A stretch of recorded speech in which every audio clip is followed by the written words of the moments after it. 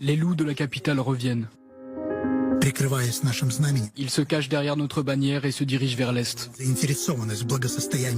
Il feigne de s'intéresser au bien-être du pays, mais en réalité, il ne cherche que des gens comme moi.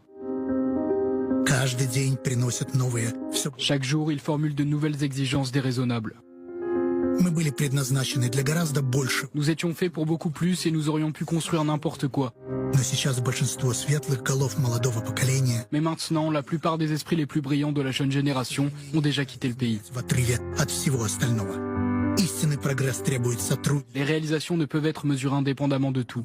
Le véritable progrès exige la coopération. Mais nous ne faisons plus partie de la communauté mondiale, dans laquelle nous jouions autrefois un rôle de premier plan. J'ai l'impression que ma vie s'est transformée en une contradiction constante. J'ai dû compromettre mes principes si souvent que je me reconnais à peine.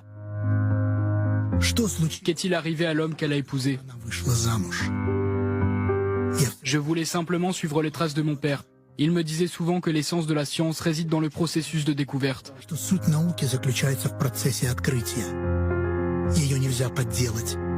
Je ne peux pas être truqué, je ne peux pas être manipulé. Mon avenir ne sera plus soumis à ces loups.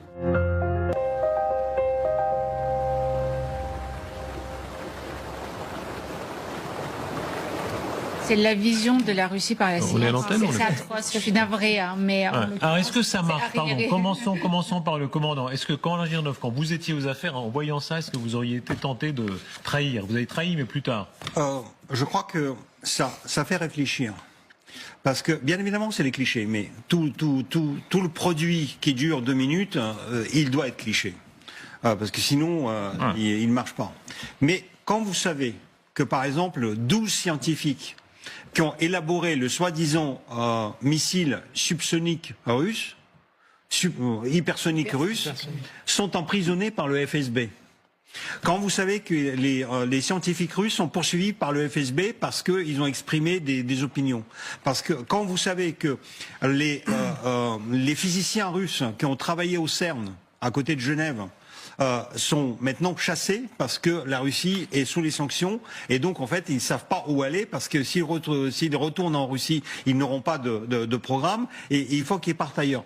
En fait, le terrain est prospère pour ça. Si, ce sont les communautés qui réfléchissent. Parce que vous avez les brutes qui vont faire la guerre pour de l'argent ou pour des idées farfelues, mais les scientifiques, c'est quand même les gens qui réfléchissent.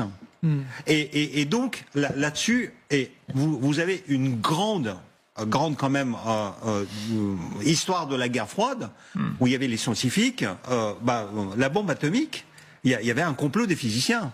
Il y avait un complot de physiciens mondial parce que les États-Unis ont voulu développer l'arme uniquement pour eux et en fait les physiciens sont passés le mot, ils ont fait fuiter aux Anglais et aux Russes pour que les 2 autres nations possèdent aussi cette arme nucléaire. Donc est-ce qu'il y a une supériorité de la CIA? On a tellement dit, voilà, la CIA a eu des hauts et des bas dans son histoire. Est-ce que la CIA de 2025, qui a toute la puissance d'écoute des États-Unis, Elon Musk va lui donner... C'est pas eux qui écoutent. Et des moyens encore démultipliés. La NSA, effectivement, mais la NSA collabore beaucoup avec la tech, elle collabore avec tous les réseaux sociaux du monde.